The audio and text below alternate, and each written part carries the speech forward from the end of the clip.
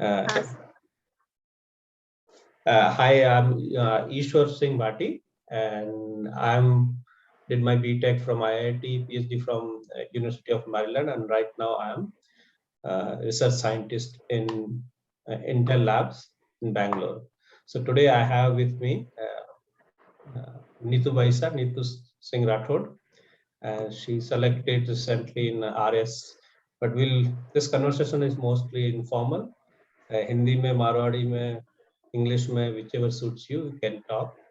And yeah, so I welcome and thank you for accepting this invitation. Thank you so much, Ishwar Singh ji, for this interview. I'm Neetu Rathod from Nagaur district, Akeli. That is my hometown, and recently living in BGS, Jodhpur. I secured 53rd rank in Rajasthan Public Service Examination this time. And last year my rank was 300. Many congratulations once again. Thank you so much, sir.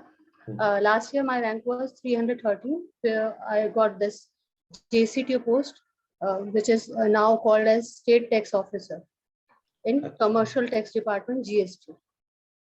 अच्छा, तो ये 2018 का था ये जो exam आ रहा है? हाँ सर, ये कैसे होता है? 18 का था। ये भी यूपीएससी पैटर्न है सेम। पहले प्रीलिम्स होते हैं, अभी जैसे नोटिफिकेशन आया हुआ है 2021 का। प्रीलिम्स होंगे, प्रीलिम्स में जो क्वालिफाई करेंगे वो मेंस देंगे। प्रीलिम्स सिर्फ क्वालिफाइंग होता है, उसके मार्क्स काउंट नहीं होते, मेंस के मार्क्स काउंट होते हैं। 4 पेपर्स होते हैं और 200 मार्क्स के पेपर्स होते हैं, जिसमें जनरल स्टडीज है, सबके लिए इक्वल है। ऑप्शनल कोई सब्जेक्ट नहीं है, जैसे यूपीएससी में होता है ऑप्शनल, वैसे कोई भी ऑप्शनल सब्जेक्ट इधर है नहीं। और सारे इक्वली कंपल्सरी हैं सबके लिए। लास्ट पेपर हिंदी इंग्लिश का होता है, 4th paper, and then interview is for 100 marks. और उस दिन जाता है इंटरव्यू एंड मेंस, ये दोनों का टोटल जो होता है मेरिट वही डिसाइड करता है। ओके, हाँ, पहले हम आरएस के बारे में बाद में आते हैं। तो सबसे पहले आपने जो बोला नागौर डिस्ट्रिक्ट में, आपका जन्म वहाँ हुआ और फिर पढ़ाई कहाँ पे हुई? नहीं सर, जन्म तो मेरा जोधपुर में ही हुआ है, मिलिट्री हॉस्पिटल में। पापा एयरफोर्स में थे पहले। स्कूलिंग केवी से हुई है, केंद्रीय विद्यालय। पापा जरूर ट्रांसफरेबल जॉब थी, तो पापा जोधपुर, माउंट आबू, भूटान काफी जगह रहे, बट हम मोस्टली जोधपुर और माउंट आबू रहे। और उसके बाद हम यही सेटल्ड हुए बीजीएस में। पहले एयरफोर्स में रहते थे, फिर यहाँ जो बीजीएस में घर बना के यहाँ पे सेटल हो गए। स्कूलिंग 10th तक केवी से हुई। उसके बाद यहाँ पे केवी से मुझे आरबीएसई बोर्ड 11th-12th कॉमर्स दिला दिया था, क्योंकि वो नियरेस्ट था, तो उस हिसाब से कर दिया था। तो बादल चंद जो गर्ल्स स्कूल थी उसमें डाल दिया था। 11th-12th वहाँ से की। उसके बाद मैंने ग्रेजुएशन, सारा स्टडीज जो है एक्चुअली वो जोधपुर से ही है।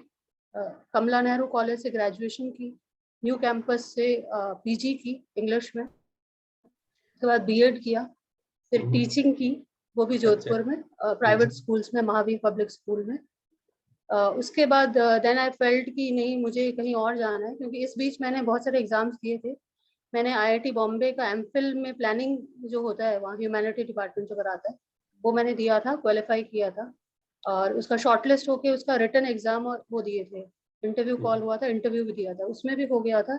लेकिन फिर लास्ट में उन्होंने कहा कि प्रेफरेंस हम आईआईटी जो बैकग्राउंड्स हैं उनको देते हैं, तो उस वजह से थोड़ा हो गया। फिर Tata institute of social science जो मुंबई में है, उसमें भी मेरा हुआ था। ये पीएचडी के लिए मैंने बहुत इम्पोर्टेंट चीज है, ये मुझे भी एक्चुअली 2-3 दिन पहले ही पता चला है। TIS, एक TIFR है, टेस्ट बोलते हैं। TIFR तो काफी फेमस है, Tata institute of fundamental research, जो साइंस जी, वो तो साइंस से है जी। तो टेस्ट के बारे में आप बताएंगे कि क्यों इतना इम्पोर्टेंट है और कैसा इंस्टीट्यूट? एक्चुअली सोशल वर्क में सबसे, अगर ह्यूमैनिटीज और सोशल वर्क की बात करें, तो इंडिया में सबसे बेस्ट जो कॉलेज है वो टेस्ट है, Tata institute of social science. Government की इंस्टीट्यूट है? नहीं, गवर्नमेंट की नहीं है, टाटा ग्रुप से रिलेटेड ही है। लेकिन ऐसा है कि उसका जो वर्क और जो वर्क कल्चर है, उसका जो एनवायरनमेंट है, वो काफी ज्यादा फ्रेंडली है ऐसे स्टूडेंट्स के लिए जो वाकई में सोशल वर्क या सोसाइटी से रिलेटेड कुछ वर्क करा जाता है एनजीओ सॉर्ट में या कुछ वैसा वो। तो मेरा कुछ तो ऐसा ये ही नेट प्लानिंग था। सो मैंने बोलिए बोलिए। सो मेरा एमफिल प्लानिंग जो आईआईटी बॉम्बे का था वो चूज किया था, और मैंने ये यहाँ वाला भी टेस्ट भी किया था। बट वहाँ पे फिर पापा ने कहा कि सब बच्चे ही बाहर रहेंगे क्या, जोधपुर कोई नहीं रहेगा। तो तो फिर वो कैंसिल करके फिर यहाँ पे किया। तो उसमें पीएचडी भी कर सकते हैं सोशल स्टडीज पे, तो आपने हाँ पीएचडी करनी सोशल, थी, हाँ एमफिल एमए की भी आपने? पीएचडी करने, हाँ मैंने उसमें ये था कि आपका एंट्रेंस एग्जाम होगा, एक आपको सिनेप्सिस और वैसा कुछ जमा करवाना होता है उनको, अगर वो सही लगता है तो फिर वो आपका एक डेमो सॉर्ट का लेते हैं, ग्रुप डिस्कशन और वैसा कुछ होता है, उसके तो बाद वो आपको किस समय सेलेक्ट कर देते उसका हैं आपको। एग्जाम किस समय होता है और क्या फॉर्मेट होता है टेस्ट का? टेस्ट का तो फॉर्मेट जैसे अगर एमफिल का कहें तो वो जनरल नॉलेज से रिलेटेड ही होता है जो कि आईआईटी बॉम्बे में होता है। टेस्ट में जो होता है, मैंने पीएचडी के लिए किया था, तो पीएचडी का एकदम अलग ही वो है कि आपको एक टॉपिक देंगे वो कि इसके ऊपर आप वर्क करके आओ, इसके ऊपर आप लिख के आओ। वो टॉपिक आपको पूरा ही अच्छे से करना होता है उस टॉपिक को, और उस पे ओके, पूरा वर्क करना होता है। मतलब उसके आपको काफी पेजेस लिखने होते हैं, तो ऐसा टाइम 20 फ्रेम to है क्या, 25 अगस्त पेजेस। में या सितंबर में ही उनका हाँ ये, विंडो हाँ होता है? अगस्त, ये शायद जुलाई अगस्त में इसका है तो पीएचडी इसका के लिए लगभग एनरोलमेंट का। डेडलाइन खत्म हो चुकी है अभी, तो अगले साल करना हाँ चाहिए। अभी, अभी शायद कोरोना की वजह से कुछ एग्जैक्टली मुझे पता नहीं है, तो कोरोना की वजह से एक्सटेंड भी हो जाती है। ओके। यहाँ एक गुवाहाटी में भी है टेस्ट और एक मुंबई में भी है, मुंबई वाला अच्छा, ज्यादा बेटर है। गुवाहाटी में भी है, पर गुवाहाटी वाला भी हाँ ठीक है, अच्छा है, मतलब दूसरे के कंपैरिजन में। हाँ, ऐसे तो बहुत ह्यूमैनिटीज में अगर कोई करना चाहे तो वाकई ये बहुत वर्ल्ड वाइड बहुत अच्छा मैंने प्लेटफॉर्म गुवाहाटी है से जिसमें। आईआईटी किया है, तो मुझे गुवाहाटी के बारे में पता है। तो वो काफी अच्छा एरिया है और एक्चुअली लोगों को वहां पे भी जाना चाहिए, गुवाहाटी में भी। हाँ, तो ये टीआईएसएस के बाद आपने नेट जेआरएफ या ऐसा कुछ किया हुआ था क्या? नहीं, नेट जेआरएफ नहीं किया हुआ था, इसलिए तो यहाँ पे एंट्रेंस एग्जाम और वैसा होता है। नेट जेआरएफ उस समय इतना वो नहीं था, अभी बहुत ज्यादा वैसा हुआ है कि तो नेट नेट जेआरएफ जेआरएफ करके यदि यहाँ किसी के पीएचडी किया में हुआ, डायरेक्ट आप उनका एंट्रेंस एग्जाम दो। नहीं, नेट जेआरएफ यदि हम्म। किसी के किया हुआ है तो उन्हें क्या करना चाहिए? डायरेक्टली वो अप्लाई कर सकते हैं, उसमें फिर एग्जाम की हाँ वो जरूरत एक नहीं? बार अप्लाई, उनका अभी अभी जो क्राइटेरिया है उसके हिसाब से तो वो एकदम अप्लाई कर सकते हैं। और वो जो उनका कुछ अलग अलग हर बार चेंजेस होते हैं हर एक उसके लिए। जैसे टेस्ट में भी अगर पीएचडी करनी है तो सोशल वर्क में करनी है, किस फील्ड में करनी है, उसका हर एक डिपार्टमेंट का अलग अलग क्राइटेरिया करके चलते हैं। तो आप किस डिपार्टमेंट में या किस में करना चाहते मैं सोशल वर्क में करना मैंने किया नहीं सर, मैं तो बस हैं? हाँ, नहीं नहीं गई नहीं, थी ऐसे और फिर ये मैं हुआ कि एक्चुअली हाँ मैं ये सवाल क्यों तो पूछ रहा हूँ, क्योंकि मैं कुछ लोगों को जानता हूँ जिनके नेट जेआरएफ किया हुआ है, सोशियोलॉजी में, हिंदी में, ऐसे। तो वो लोग यदि, हम्म, मुझे लगता है कि उसके काफी लोगों लिए को एक, पता ही नहीं है कि टिस है, जैसे मुझे नहीं पता था। हाँ तो अच्छा, इसलिए जनरली जनरली मैं पूछ रहा हूँ। तो उसमें एक्चुअली आपको वहां जाके पहले पूरा आपका डिटेल और डॉक्यूमेंट और वो सब देंगे, फिर वो आपको ईमेल भेजेंगे कि आपको किस पॉइंट पे किस टॉपिक पे आपको अपना वर्क करना है, 25 समथिंग पेजेस का। ये तो हम उसके लोग बाद बहुत वो सारी चीजें होती हैं। एडवांस में चले गए हैं, अभी हम वापस आते हैं। तो जैसा कि आपने कह रहे थे कि स्कूलिंग केवी में हुई, तो आपको क्या लगता है जी। कि राजस्थान बोर्ड के स्कूलों में और केवी में, मैं भी नवोदय में पढ़ा हूँ, तो केंद्रीय विद्यालय जैसे एनसीईआरटी की बुक्स है, उनकी अप्रोच में या बुक्स में क्या फर्क आता है? और यदि वो फर्क आता है तो फिर आगे 12वीं क्लास में यदि उसके बाद में कॉम्पिटिटिव एग्जाम्स देते हो तो उसमें किस चीज का फायदा ज्यादा? जैसे मुझे केवी का सबसे अच्छा पॉइंट ये लगता है कि आपको एक्सपोजर ज्यादा मिलता है। आप खूब के मंडूक नहीं बने रहते कि आपको बिहारी भी मिलेंगे, आपको साउथ इंडियन भी मिलेंगे, आपको हर तरीके के लोग मिलेंगे। तो हम्म, एक्सपोजर आपका बहुत ज्यादा होगा, आपका जो पर्सनालिटी होगा काफी वर्सेटाइल हो जाएगा, आपको हर एक क्षेत्र के हर एक एरिया के बारे में नॉलेज हो जाएगी। दूसरा, वहाँ पे जो केवीज है उसका एक पर्टिकुलर सिलेबस होता है, और उसके अकॉर्डिंग जो सिलेबस है वो यूपीएससी और जितने भी सिविल सर्विसेज के एग्जाम्स हैं उन सब में वो बहुत हेल्प करता है। जबकि आरबीएससी का सिलेबस थोड़ा काफी वाइड है, लेकिन वो इन डेप्थ नॉलेज नहीं देता है जितना केवी का एनसीईआरटी और वो सब उनकी तो अभी नॉलेज तो देती मैंने है। सुना है कि किताबें एक जैसी अब तो होगी, सेम सिलेबस हो गया है, हाँ, अब तो सेम वो सिलेबस वो हो गया है, डिफरेंस पहले नहीं ऐसा नहीं बचता है, था। पर किताबों अब का फर्क नहीं है, अब जो एक्सपोजर का है वो अभी भी फर्क है। तो एक्सपोजर का क्यों नहीं, एक्सपोजर का जिनके पास में पैसे हो केवी में एक तो कितनी फीस लगती है लगभग, और जिनके पास में पैसे है वो डीपीएस में जाए या प्राइवेट स्कूलों में जाए, क्यों नहीं प्राइवेट स्कूल में जाए बजाय कि केवी के या नवोदय के? इसमें आपको क्या लगता है? मुझे तो केवी और नवोदय बेस्ट। अगर आप नवोदय में हैं, हो सकता है तो नवोदय इज बेस्ट, और नवोदय में नहीं हो पाता है, एंट्रेंस एग्जाम होता है उसका भी, क्योंकि अगर उसमें नहीं होता है तो आप केंद्रीय विद्यालय मुझे बेस्ट ऑप्शन लगता है। दो अब वहां पे फीस स्ट्रक्चर थोड़ा डिफरेंट हो गया है, जैसे कि जो सिविलियन है उनके बच्चे अगर केवी में एडमिशन चाहते हैं तो उनकी सैलरी के अकॉर्डिंग फीस लगती है। एक प्रॉपर रिजर्वेशन है, सिविलियन इतने % आ सकते हैं, तो उनकी सैलरी अगर वो अच्छी पोस्ट पे हैं तो उसके अकॉर्डिंग उनकी फीस डिटरमाइन होती है। बट वो फीस काफी कम है डीपीएस या बोधि इंटरनेशनल या कोई भी पर्टिकुलर प्राइवेट स्कूल। मेरा जनरली ये मानना है कि जो केंद्रीय विद्यालय में आए हैं टीचर्स है, वो उनका सिलेक्शन क्राइटेरिया अलग होता है। जो पढ़ाते हैं, अब पढ़ाते कितना है वो दूसरी बात है, पर एटलीस्ट वो एक रिगरस प्रोसेस से आए होते हैं।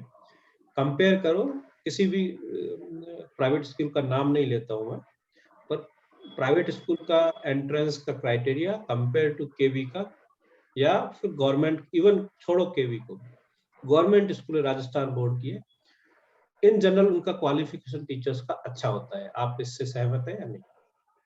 जी बिल्कुल, बिल्कुल सहमत हूँ। प्राइवेट स्कूल और गवर्नमेंट स्कूल के टीचर्स में तो काफी ज्यादा डिफरेंस है, लेकिन मुझे लगता है कि अभी जो टीचर्स हैं वो काफी डेडिकेटेड और डिटरमाइन है।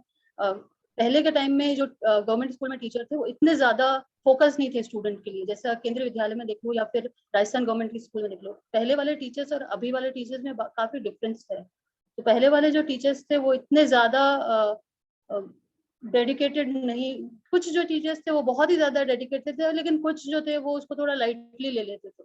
लेकिन अभी वाले काफी हाईली क्वालिफाइड हैं, बहुत कंपटीशन से आ रहे हैं, तो मुझे ऐसा लगता है कि अभी मुझे लगता है कि अब बहुत अच्छा एनवायरनमेंट एडमिनिस्ट्रेशन में जा रहे हो आप आरएस बन के, तो अब आप लोगों के ऊपर है कि एक तो जो टीचर्स अपने आप करते हैं, अपने आप मेहनत करते हैं, उनको कोई किसी के बोलने की जरूरत नहीं है। इनफैक्ट ये होना चाहिए कि जो उनको फालतू के नहीं कहेंगे, दूसरे एडमिनिस्ट्रेटिव जॉब काम है उनमें उनको को करिकुलर एक्टिविटीज में दे देते हैं, या फिर नहीं को करिकुलर एक्टिविटीज, या फिर टीचर्स काफी समय अभी मुझे लगता है कि काफी दूसरे कागजी कामों में व्यस्त रहते हैं, ताकि वो पढ़ाने पे इतना फोकस मतगणना नहीं में जनसंख्या, हाँ बहुत सारे, पर कम करना चाहिए, और उनका मेन फोकस जो है पढ़ाने का वो उस, और फिर जो आपके ब्लॉक लेवल पे बीडीओ है, एसडीएम है, वो लोग या बीईओ है, वो लोग उन टीचर्स का, जो लोग बहुत अच्छा करते हैं उन्हें कुछ न कुछ तो उनको इंसेंटिव देना चाहिए।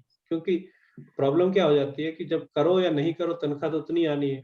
ये एक रवैया हो टीचर्स में, आप जी गवर्नमेंट अभी एक्चुअली सर मैं पहले लेक्चरर थी, इंग्लिश लेक्चरर थी 11th-12th की गवर्नमेंट स्कूल में, राजस्थान गवर्नमेंट में। तो मैंने 2 साल ही वर्क किया, उसके बाद मैं यहाँ जेसीटीयू शिप में आ गई थी। तो जब लेक्चरशिप में थी तो मैं 6th क्लास से लेके 12th क्लास तक पढ़ाती थी, इंग्लिश पढ़ाती थी। और अभी जो इन्वायरमेंट है बहुत अलग हो गया। अब ये हो गया है कि अगर आपका 10th बोर्ड का रिजल्ट अच्छा नहीं है तो टीचर्स को उसको नोटिस दिया जाएगा, उनको रीजन बताना पड़ेगा क्या कारण है, 12th का रिजल्ट अच्छा नहीं है। तो अब बहुत सारी चीजें ऐसा हो गई है, एडमिनिस्ट्रेशन भी काफी स्ट्रांग हो गया है, जो एजुकेशन डायरेक्टरेट है वो भी काफी स्मार्ट हो गई है, वो भी सब चीजें अब ऑनलाइन है, सारी चीजें अब सबसे वो मतलब और अकाउंटेबिलिटी बढ़ गई है टीचर्स की, और सबसे आपको ज्यादा अकाउंटेबल होना अकाउंटेबिलिटी, पड़ेगा। जैसे आप तो शायद जोधपुर में पढ़ा रहे होंगे, पर गाँव में जो सबसे ज्यादा सर अकाउंटेबिलिटी मैंने कैसे गांव में पढ़ाया है, अच्छा मादलिया अच्छा में। अच्छा अच्छा। तो मैं कह रहा हूँ कि सबसे उससे भी ज्यादा इम्पोर्टेंट है कि एक तो जो गांव के मोस्टली जो सब परिवार हैं उनके बच्चे स्कूल में भेजें, और फिर जो पेरेंट्स हैं वो ऐसा नहीं है कि टीचर्स से पूछें बच्चों को कहाँ तक पढ़ा रहे, उनका ध्यान रखें। मतलब उसका ये नहीं है कि आप उनके बॉस बन जाओ, पर क्या उनको परेशानी है, क्या उनके, यदि वो कैसे अच्छी पढ़ाई हो सकती है, चलो एक कंप्यूटर आ सकता है, एक दो कंप्यूटर आ सकते हैं, तो गांव के लोग मिलके ऐसी चीजें प्रोवाइड कर सकते हैं। या फिर चलो एक गांव की छोटी 7वीं 8वीं तक स्कूल है, इसमें अच्छी लाइब्रेरी बना दो, वहां पे सिर्फ स्कूल के बच्चे नहीं, आफ्टर स्कूल दूसरे भी बच्चे, बड़े बच्चे भी आके पढ़ाई कर सकते हैं जो कंपटीशन की तैयारी कर रहे हैं। तो ये चीजें तो बहुत लो हैंगिंग फ्रूट्स है, means these things can be done without much investment. The will should be from the administration, teachers, and more important and most important in this case is local people, local parents. And there should be a parent-teacher meeting every 2 months or 3 there is months. already there, it is going on, ये अभी है, हाँ, पर ये सब इसीलिए मैं आपको कह है, रही हूँ। implementation कितना हो रहा है? So all these may be happening. I'm not saying these policies, for example, the same syllabus or other things, they are having impact, but how we can make sure that those things make the impact much faster, because that's the most needed thing which is in our, especially in our area or in anywhere in India. Like the poorer parts of the poorer parents, they don't have a say in the school. Like, so how do we make sure that this is happening and implemented correctly? Not like policies are there are hundreds of policies, but how much they are implemented on ground.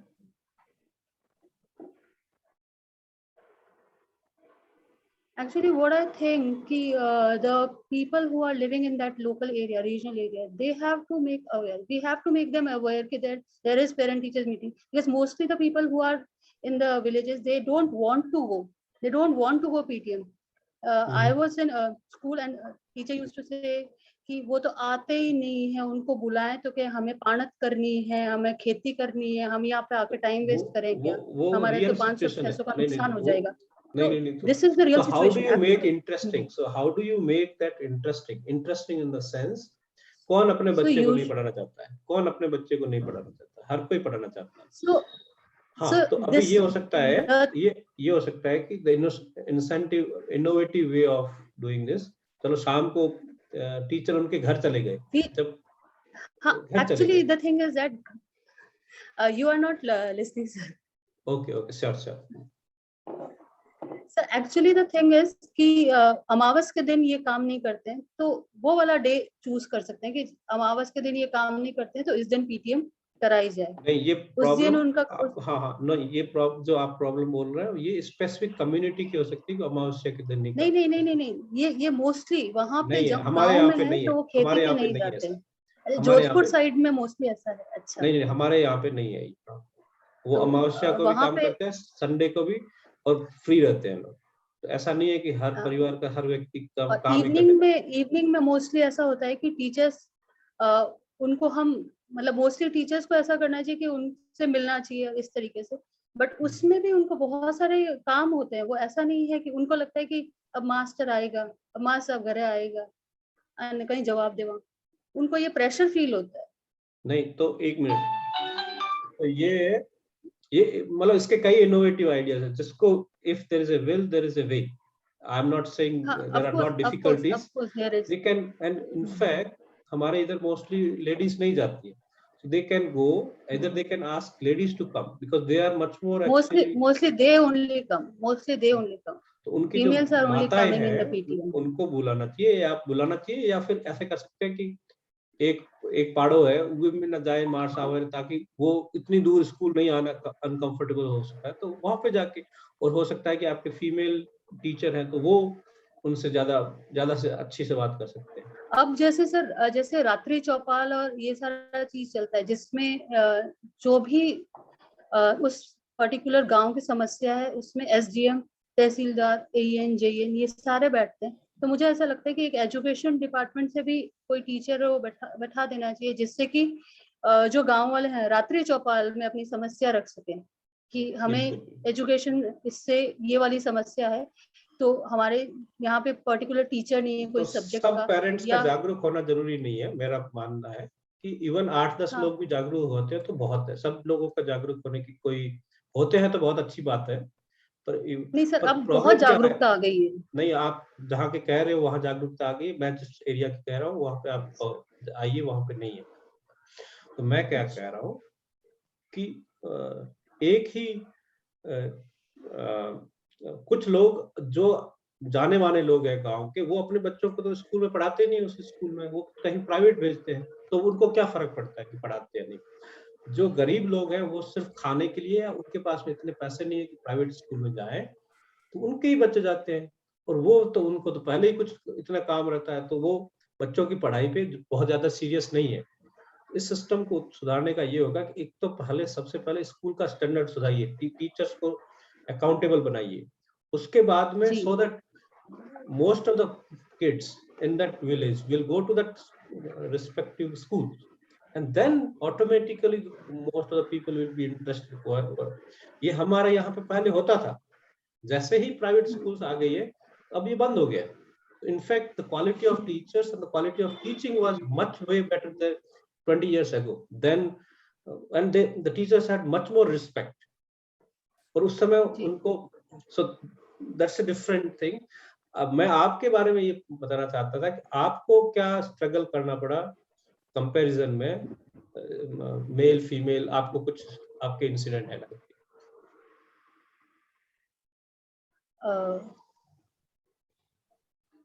Sir मैंने graduation करके उसके बाद because economically हम इतने strong नहीं थे, तो private school इसीलिए ज्वाइन किया था कि मैं फाइनेंशियली पापा को हेल्प कर सकूं।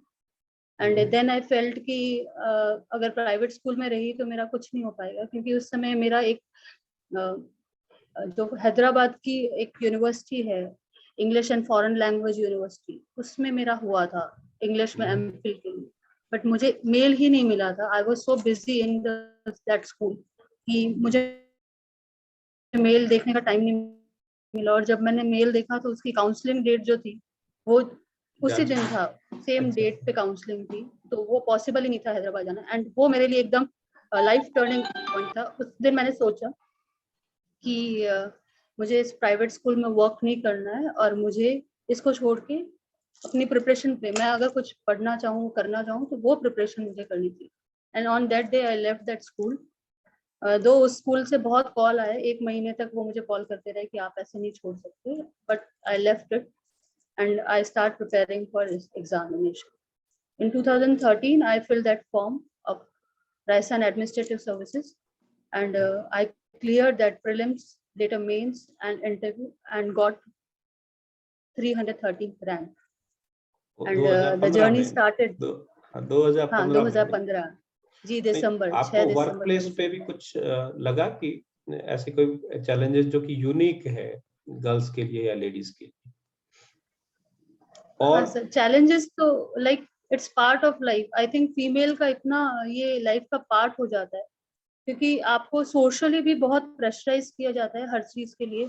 आप अगर, जैसे मैं कम्यूट करती थी, मैं लेक्चरर जब थी तो 90 किलोमीटर दूर मुझे मेरी स्कूल थी, तो मुझे सुबह 6 बजे बस पकड़नी पड़ती थी।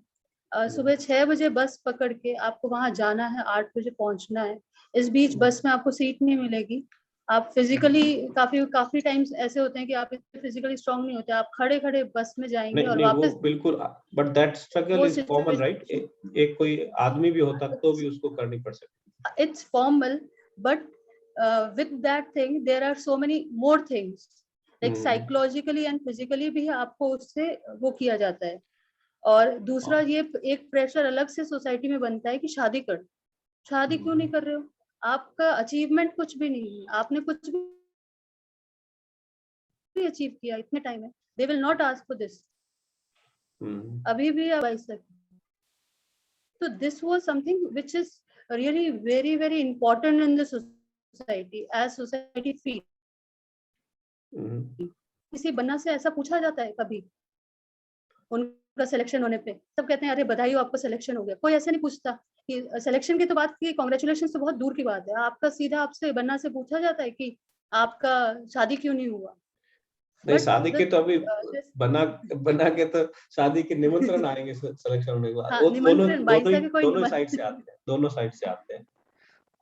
अच्छा, दूसरी बात मैं ये बोल रहा हूँ कि आप क्यों आरएएस बनना चाहते थे और आपका फ्यूचर प्लान क्या?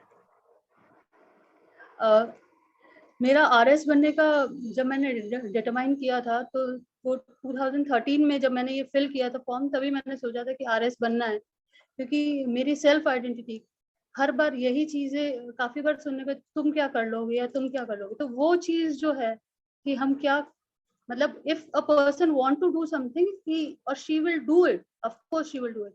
तो वो प्रूफ करने के लिए और सेल्फ एक आइडेंटिटी एक सामान्य परिवार से, मैं भी जैसा कि आप कह रहे हैं आपके जी फादर एक सामान्य एयरफोर्स में जी है या एयरफोर्स में थे, फिर गवर्नमेंट टीचर लगे थे मेरे हाँ, पिताजी। तो एक सामान्य परिवार, जो कि आप सोच सकते हो कि हम हमारा मेन एक्चुअली इंटरव्यू लेने का भी यही आप मतलब आरएएस में सिलेक्शन हुआ, ये बहुत बहुत खुशी की बात है। पर ये एक आम व्यक्ति को, बच्चा या बच्ची को ये चीज समझ में आए कि एक हमारे जैसे ही लड़का या लड़की पढ़ के अपनी मेहनत करके पहले छोटी नौकरी लेके फिर करके आरएएस आईएएस भी बन सकते हैं।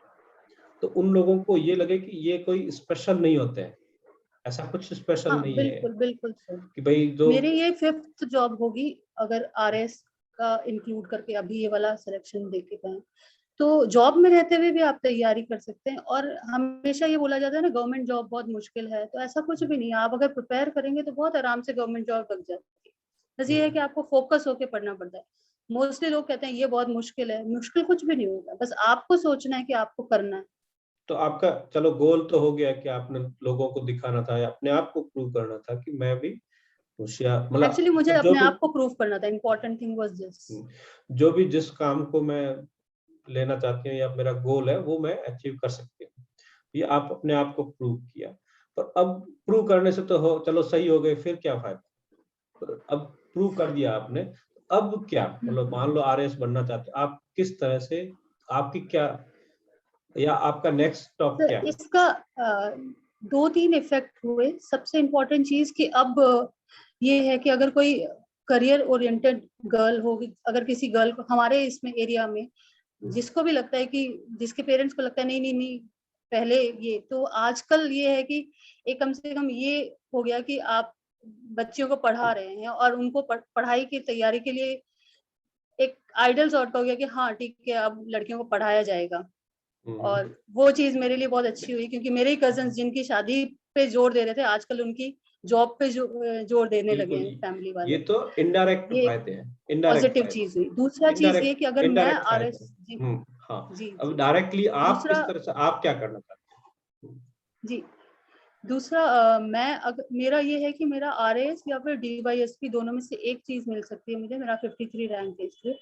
तो अगर मुझे आरएएस मिलता है तो mostly my focus will be कि जो पेंडिंग वर्क चल रहा है, जो हमें लगता है कि ये चीज एक आरएएस उसको लूप पे ला सकता, मतलब उसको हाइट पे ला सकता है, उसको वर्क कर सकता है, तो उसके लिए मैं बहुत वर्क करूंगी।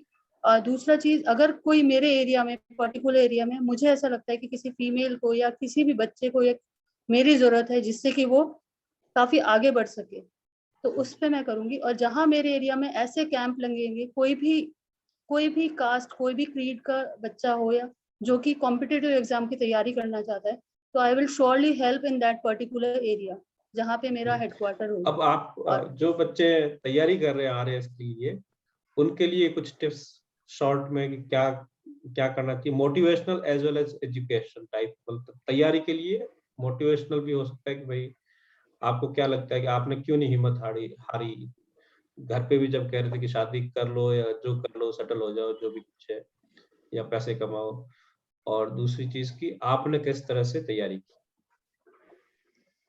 सबसे इम्पोर्टेंट चीज, आपको सिलेबस जो आरएस का जो भी सिलेबस है उसको पूरा प्रिंट आउट करवा के रख लेना चाहिए, और उससे जितने भी रिलेटेड बुक्स है उन सारे बुक्स को आपको पहले से ही रख लेना चाहिए कि ये प्रीलिम्स के लिए मैं पढ़ूंगा, ये मेंस के लिए मैं पढ़ूंगा। और प्रीलिम्स की तैयारी से पहले आपको मेंस की तैयारी करनी चाहिए। कोई भी कैंडिडेट है उसको हमेशा पहले मेंस की तैयारी करनी चाहिए। मेंस पे आप फोकस रखेंगे तो प्रीलिम्स अपने आप ही क्लियर हो जाएगा। और सबसे इम्पोर्टेंट चीज, महावीर साहब कहते थे, जो अभी महावीर सिंह जी जोधा जो एसडीएम है, वो कहते थे संकल्प का विकल्प नहीं होता है। जब आपने संकल्प कर लिया है तो आपको विकल्प नहीं सोचना है कि मैं ये कर लूं मैं वो कर लूं, आपको यही करना है। और इसके बाद आपको अपने रिसोर्सेज जो हैं, आपको बहुत सारी बुक्स नहीं इकट्ठी करनी है, आपको कम बुक्स इकट्ठी करनी है और उनसे बहुत अच्छे से बार बार रिवीजन करना है, बार बार पढ़ना है। आपको ये पता होना चाहिए कि आपका लूप एरिया क्या है, मतलब कौन सा एरिया है जिसमें आपको लगता है कि आप अच्छा सा नहीं कर रहे हो, उसको आप बहुत ज्यादा टाइम दे। और जिसमें आपको लगता है कि आप बहुत बढ़िया कर पाओगे, जैसे मेरा इंग्लिश था, मुझे लगता था मैं इसमें बढ़िया कर पाऊंगी, तो मैंने उसको और अच्छे से फ्लरिश किया कि हाँ इसको मैं और बढ़िया कर सकती हूँ। और साइंस मेरा थोड़ा वीक पोर्शन था, तो उसको मैंने उसकी बहुत अच्छी तैयारी की जिससे मैं एवरेज से थोड़ा ऊपर आ सकूं। तो ये एक बात, क्योंकि आप इंग्लिश पढ़े हुए हो और हमारे क्षेत्र में इंग्लिश का बहुत समस्या है बोलने की, लिखने की, तो आपके पहले तो बात की इंग्लिश लैंग्वेज कितनी मैटर करती है और उसकी किस तरह से बोलना, पढ़ना, लिखना, बोलना तो फिर ठीक है, ठाक है, पर लिखना जरूरी है, बोलना भी जरूरी है, तो ये कैसे लोग सीख सकते हैं? मुझे लगता है इंग्लिश कोई भी लैंग्वेज सीखना इतना मुश्किल नहीं है। दो चीजें इंपॉर्टेंट होती है लैंग्वेज में। एक तो लिसनिंग, आपका लिसनिंग बहुत अच्छा होना चाहिए। आप लिसन करने के लिए आप तो या तो न्यूज सुने, इंग्लिश की न्यूज, बीबीसी की न्यूज आती है रेडियो पे और इन सब पे। अगर उसमें भी आपको इंटरेस्ट नहीं आता है तो इंग्लिश मूवीज विद सबटाइटल्स देखें, जिससे कि आपका इंग्लिश सुनने का, आपके प्रोनाउंसिएशन, आपकी वोकैबुलरी स्ट्रांग हो सके। आप जब सुनेंगे तो फिर आप बोल पाएंगे या लिख पाएंगे। तो सबसे पहले सुनना अच्छे से है, जो भी आपको वर्ड्स आ रहे हैं उनको नोट डाउन करना है। अगर आप इंग्लिश न्यूज़पेपर पढ़ते हैं तो द इंडियन एक्सप्रेस सबसे बेस्ट न्यूज़पेपर है आपकी इंग्लिश सुधारने के लिए, वो आप पढ़ें और उसके साथ वोकैबुलरी इंक्रीज करते जाएं। फिर आप रीडिंग हाँ और हाँ राइटिंग हाँ पे हैं। हाँ, आजकल एक्चुअली जो मोबाइल है वो रिसोर्स की जगह, मतलब लोग काफी डिस्ट्रैक्ट होते हैं, तो आप किस तरह से यूज करते थे अपने मोबाइल का as a tool so actually? मैंने हाँ सर, जैसे विजन और इन सब के नोट्स थे वो मैंने पहले ही डाउनलोड कर दिए थे। सोशल मीडिया पे, व्हाट्सएप पे इनसे बहुत सारे नोट्स आ रहे थे, वो मैंने डाउनलोड कर लिए थे। उसके बाद मैंने फोन ऑफ कर दिया था, सोशल मीडिया मैंने यूज नहीं किया था। जब मेंस के एग्जाम थे उसके एक महीने पहले व्हाट्सएप और ये सब से मैं बाहर हो गई थी। और उसके बाद जब इंटरव्यू टाइम आया तो वापस से मैंने सोशल मीडिया ज्वाइन किया था। बिल्कुल। तो इससे ये दूरी ये ये जितना। ये हाँ, ये बात बहुत इम्पोर्टेंट है कि ये एक टूल है, उसको एक ऐसे हथियार मानते हैं ना, ऐसा। जब आपको जरूरत है तब उसको यूज करो, जब आप पढ़ाई कर रहे हो कुछ तो वो डिस्ट्रैक्ट ना करे, तो उसको ऐसा प्रो नहीं एंड कि कॉन्स तो हर चीज के होते हैं जी। नहीं नहीं, प्रोज ही रखेंगे ना, उसके बहुत फायदे हैं, पर जहां जहां नुकसान है उस जगह हम यूज ही नहीं जी। करेंगे। जब अपन एग्जाम की तैयारी कर रहे हैं तो चलो डाउनलोड कर लिए, पीडीएफ ले लिए, सब कुछ आपने ले लिया, फिर रात दिन लाइक किसी के करने से कोई फर्क नहीं पड़ेगा। किसी को लाइक करना है, किसी ग्रुप में बहुत ज्यादा एक्टिव होना है, परंतु वो भी इम्पोर्टेंट है। यदि आप मान लो अभी आप गवर्नमेंट जॉब नौकरी में हो, तो वहां आपको कनेक्शन रखना जरूरी है। कनेक्शन मतलब ताकि किस लोगों में कहाँ पे क्या समस्या आ रही है, तो वो भी जरूरी है। पर जी। जब आपको एक स्टूडेंट पढ़ाई कर रहा है तो उसके पास बुक्स है, परंतु ये भी है कि आपका एक ऑनलाइन, मान लो बाइजू का या वेदांतु या कोई टेक्स्ट बुक, ऑनलाइन उसको यूज कर सकते अन हैं। अकेडमी और इट्स इन सब। It's a tool, and it's not yes. wrong or right or good or bad. How you use it is yes. you can use it in a different ways. Like very good example is this Einstein's E versus mc square or fission fusion uh, reactions, right? In general, yes. it can produce, it is producing a lot of energy or power, and in fact that's the best source of any renewable or energy. Like we have vast uranium or thorium or, but at the same time it can be massively destructive. What happened in Japan or something. So it's a tool. Nobody is saying don't use it, but use it wisely. That's my understanding. Answer. Of Do you course, have any? you are absolutely right in this. Absolutely right. I totally agree with you. It's a tool, and we have to use it as a tool, not make it life. People are making it life. Instagram is life for them. Facebook are life for them. So this is not actually life. It's a tool where you can connect with the people, but that doesn't mean you start living in that particular life. Be real and be focused on your goals. Last koi, do you have any summarize, concluding remarks or something before we conclude it? Uh, I feel if you are determined for a certain thing and it is in your interest and you feel that you can do it, then you have to focus your each and every time, each and every second for that, and think that if you have thought about it, you will do it, you will surely do it, and one day the people will clap for you, and it is a great applause for you. Thank you very much, Neetu Baisa. and we'll stay Thank in you so touch. much, And sir. we have like all the best, and we are wishing a bright future and a lot more things you'll do in life for the society and for yourself. Thank you so much, sir. I feel such a great to talk to you. It's really nice. Okay, same here. Thank you. Thanks.